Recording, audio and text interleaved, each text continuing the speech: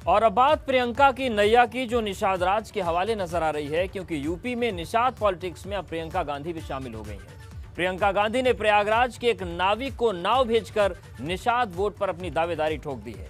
लेकिन मुश्किल यह है कि निषाद वोट के यूपी में दावेदार अनेक हैं, क्योंकि चाहे सपा हो या भाजपा, सब निषाद के जरिए अपनी नैया पार लगाने में लगे हैं। ऐसे में प्रियंका की नैया पार लगेगी क्या, ये सवाल है।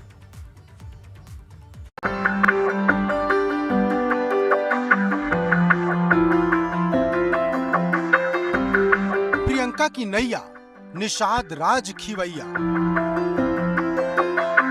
सियासत की नाव, यूपी में बढ़ा निषादों का भाव। यूपी में निषाद वोट को साधकर सियासत की नाव पर बैठकर सत्ता हासिल करने की होड़ मची है और अब प्रियंका गांधी वड्रा भी इसमें शामिल हो गई हैं और प्रियंका गांधी ने हथियार बनाया है इस नाव को।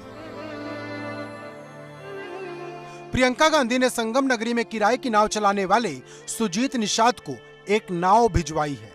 ये वही नाविक है जिसकी नाव पर बैठकर प्रियंका ने मौनी अमावस्या पर गंगा नदी पार की थी और आस्था की डुबकी लगाई थी। उस वक्त प्रियंका गांधी की नाव चलाने वाली तस्वीर खूब वायरल हुई थी। दरअसल उस वक्त प्रियंका गांधी ने सुजीत को एक नाव देने का वादा किया था और अब 7 महीने बाद ये नाव देकर प्रियंका ने न सिर्फ अपना वादा पूरा किया, बल्कि निषाद वोट को लेकर सूबे में मची रेस में अपना दावा भी ठोक दिया।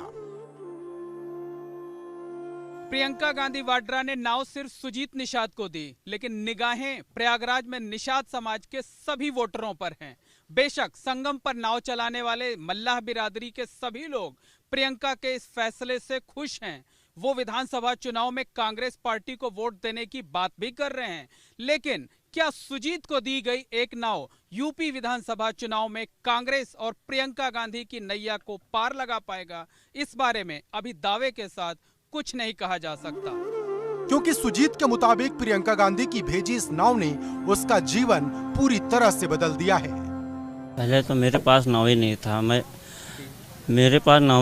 मैं तो किराए का नाव लेकर चलाता हूँ दूसरे का। जब प्रियंका दीदी यहाँ पास संगम में स्नान करने के लिए आई तो मैंने ही बोला था कि दीदी मेरे लिए एक नाव करा दीजिए, कम से कम मेरे घर का पालन पोषण हो, जिससे मेरा परिवार आगे बढ़ सके, चल सके। इसीलिए दीदी ने मुझको नई नाव बनवा कर दी है।